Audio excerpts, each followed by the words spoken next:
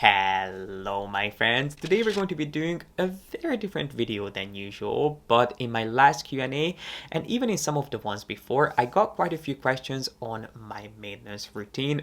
Long story short, what I have had done to my face, and I am an open book, so if that's a topic that you'd like to discuss, let's discuss it. And obviously this video is by no means meant to inspire you to do anything that you don't feel like you need. You do not need to get anything done. You are perfect the way you are. But if you have been toying with the idea of trying any one of these things, well, this has been my personal experience. So without further ado, if you'd like to hear what treatments I swear by and which are the ones that I really could have gone without, then make sure to give this video a thumbs up, subscribe down below if you haven't done so yet, and keep on watching. So I figured we could go from the least to the most invasive treatments, and I actually pulled out some of the specific things that you guys asked me about, and someone asked me about my tan routine, which it might be the lighting, it might be the way I look on your screen, but let me tell you in person, I am basically Casper the Friendly Ghost. I do not tan. I have never had a professional tan.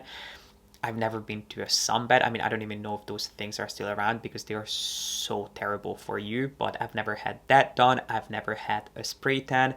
I have tried some self tans, mainly gradual tans, just because I wanted to get a little bit of color, but because I'm so insanely pale, most of them made me look orange, which I guess goes with my color palette, but that's just not the color that I aspire to be. The last one that I tried, which I didn't like, was I think it's the Tan Lux Gradual Tan. It's something that a lot of people swear by, but I didn't like the smell. It smells like candy. I didn't like the texture. I felt that it looked really patchy, and that too made me look quite orange. And there are some others that I tried in the past, but I think that one is the most popular, which I didn't love. I think there might be another one that was a little better from an organic brand, which if you're interested, I can try to link it down below for you. But long story short, I do not have a tan routine. I wish I did, but I really don't because I am so insanely pasty. Sorry guys, Pi heard an ambulance and he started howling in the other room. But anyway, let's go ahead and talk about facials, which this is coming from someone who has spent way too much money on facials at one point. I have been to see some of the most famous celebrity facialists who were all lovely, but I have never seen such incredible results that I felt justified the insane price tag. I have been gifted facials from La Mer and Sicily at Barney's.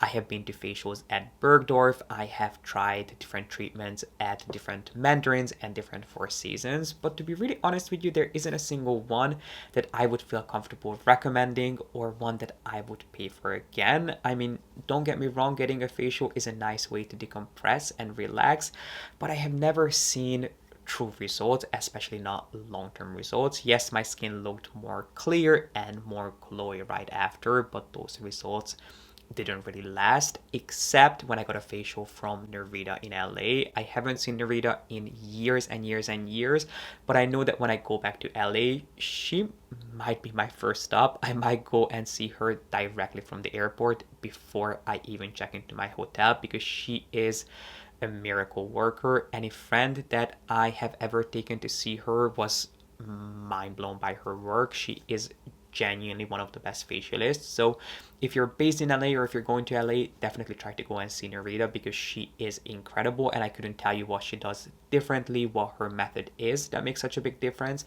But there is something about her treatment that is genuinely, I mean, life-changing. It wasn't life-changing for me, but it did help a lot of my friends. So I would say that her work is something that I would feel comfortable recommending, and I am definitely going to see her as soon as I'm back in LA. But other than her, facials are a nice way to relax. It's like getting a massage, but is it something that I continue getting done on a regular basis?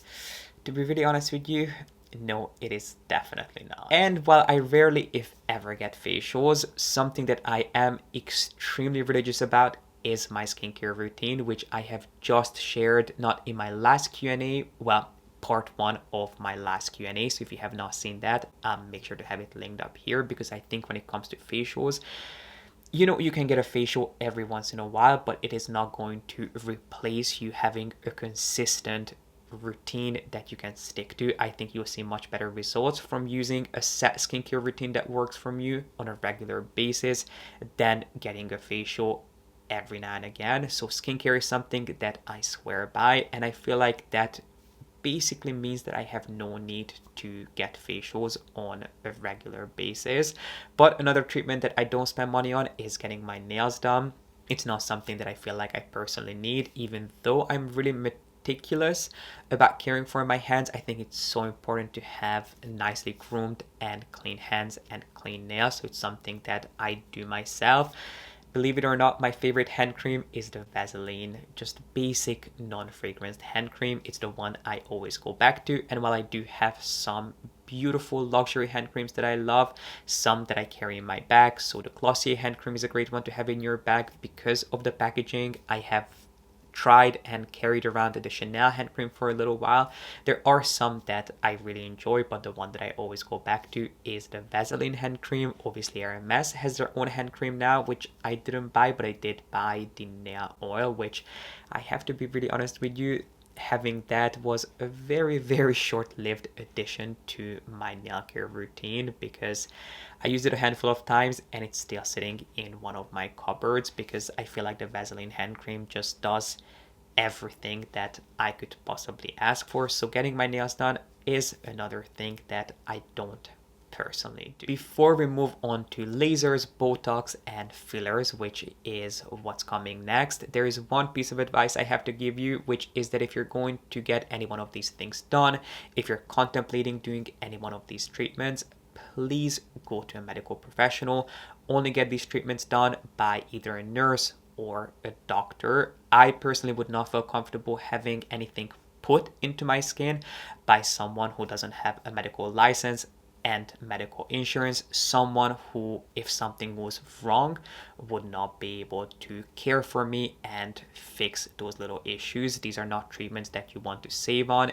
My rule of thumb is that if any one of these treatments cost less than my card holder and my wallet, I am just going to go to someone else. And that's not because I'm a snob, but these are serious treatments and things can go wrong. So please make sure that you always go to someone who is medically qualified, in my opinion, either a nurse or a doctor, someone who, if something goes wrong, is able to care for you. So that's just my thinking and my idea. You should not take advice from anyone online, and that includes me. If you're thinking about getting these things done, go to a doctor, go to a nurse, and get their professional feedback and their professional advice. But when it comes to my personal experience, the first thing is lasers. I have always wanted to get lasers done on my face, but I am not a candidate for most lasers because I do have a couple of vitiligo spots. So the only laser treatments that I have had done is laser hair removal, which I swear by. I continue getting them done. I think it's great if you shave or if you wax a lot. I think laser hair removal is the way to go. Now, I do have to say that laser hair removal isn't the most pain-free and it isn't inexpensive by any means, mainly because you do need several different treatments. And one more thing that I find quite annoying about laser hair removal is that it is a process. It takes quite a long time. You cannot just get one treatment one week, go back again the next week, and basically remove all your hair within a month. You do have to wait, I think, anywhere between 4 to 6 weeks between treatments, and most people will need 3 to 6 treatments. So as you can imagine, it takes quite a bit of time and it can be quite painful. I mean, okay, painful might be an over exaggeration, but it is uncomfortable. People say that it feels like having a rubber band snap against your skin, which I would take the snap further. To me, it's more like having 1,000 little baby needles prick at you when the laser gets shot at your skin. That to me is a little bit more accurate. I do have quite high pain tolerance, but one thing that I hate is heat, and obviously having laser hair removal involves quite a bit of heat. It's not the most uncomfortable thing, but I actually think that maybe having that 4 to 6 weeks to recover is helpful. I mean, there is basically no recovery time, and the only thing that you cannot do after having it done is I don't think you can work out right after, and you cannot be exposed to sun. But other than that, it is pretty easy. Obviously, you do have to keep in mind that again, you want to go to a professional, and I don't think laser hair removal can be done on all skin tones. You have to be quite pale and you have to have dark hair. But if that's something that you're interested in, definitely go and talk to a dermatologist or a dermatologist's office that offers this treatment in your area. I am personally a big fan of laser hair removal, but do keep in mind that it can be quite costly, time consuming, because you do have to go back again and again, and it is not pain-free by any means, no matter what people say. When it comes to Botox, I have had Botox a couple of times, which by the way, I don't have anything in my face right now, so I don't think you guys have ever seen me with Botox in my face. I don't have anything against it. I will probably get it done down the line in the future, but right now I just don't really feel like I have the need to stop moving any one of my muscles. And then fillers, I did play around with fillers a few years ago, which you wouldn't have seen. I think the last thing that I had done was maybe a year and a half ago. I did have my jawline filled, which by the way, I don't have any of it left, but that is something that I had done twice. It's not something that I felt, well, the reason I had it done is because I look at myself almost 24/7. Obviously, I film twice a week and then I edit all my videos myself, and I felt like the only thing I could see was this double chin. So I went to see a doctor wanting to do this treatment called Kybella, which is a treatment where they basically inject you with this solution that is supposed to break fat down. And this is going to get really personal, but the doctor told me that I don't actually have any fat in my double chin. It's just a little bit of excess skin, so Kybella wouldn't work for me. And what she suggested is that we fill my jawline instead to kind of counterbalance that excess skin that annoys me. So the first time I had my filler done in my jawline, she did say, and I wish I remember the exact amount, but she did say that she did have the amount that she would normally inject a man with. So I think she said, maybe if you're familiar with injectables, you can let us know. I think she did say that she did like one vial for the first time, and she said it's half the amount that she would normally do on a man with my proportions, which I didn't see honestly too much results from. So I went back 6 months later because it was a hyaluronic acid injectable, which does break down eventually. So I went back 6 months later, and I think she did a tiny bit more. She might have done 1.5 vials, so a tiny bit more, which was definitely a lot more. Not obvious, but I felt that it was a little bit more, it made more of an impact, which I liked. But the reason I never had it done again is because I felt like the filler started migrating down my neck. A month or two later, I found these lumps in my neck, these really soft lumps, and they freaked me out. I was going to go back to see her, but then life got in the way. She was on vacation. Then I didn't have time to go, and these lumps eventually disappeared, which is what leads me to believe that it was just the filler migrating down my neck, which by the way shouldn't happen, but in my case I do feel like it did. It was never confirmed by her because I never went to see her again, but they did eventually disappear, and so did the filler out of my face. So that's something that I got done at one point, and I feel like I would do again if I gained a lot of weight and if I started struggling with my double chin again. So believe it or not, I'm really quite low maintenance. Other than my skincare routine, there really isn't anything that I do on a regular basis, and the only treatment that I can think of that I couldn't go without is getting my teeth done. I did do Invisalign. Well, technically I didn't do it with the brand name Invisalign, but I did have clear aligners, clear trays to fix my teeth, and I did it with Smile Direct, mainly because it was a more independent way of doing it. So instead of doing Invisalign, which I would have had to go and see a dentist every few weeks. I did it with Smile Direct, which meant that I could go to one of their locations. They do a 3D scan of your teeth that gets sent to one of their dentists, who approves your case and makes sure that you are the right candidate to do Smile Direct independently. And then you get all your aligners in one box, your entire treatment plan with very clear instructions on when to use which aligner, and you can basically do it at your own pace, which was amazing for me, especially because I did mine during 2020, and it would have been quite tough having to go out to see a dentist on a more regular basis. So I did Smile Direct, which I know is not for everyone. I feel like if you're doing it purely for aesthetic reasons, Smile Direct might be enough for you. But if you are doing it because you feel like there is more of a shift with your teeth, if you're doing it because you have pain or for any other medical reasons, I would say that going to see a dentist is a better option for you.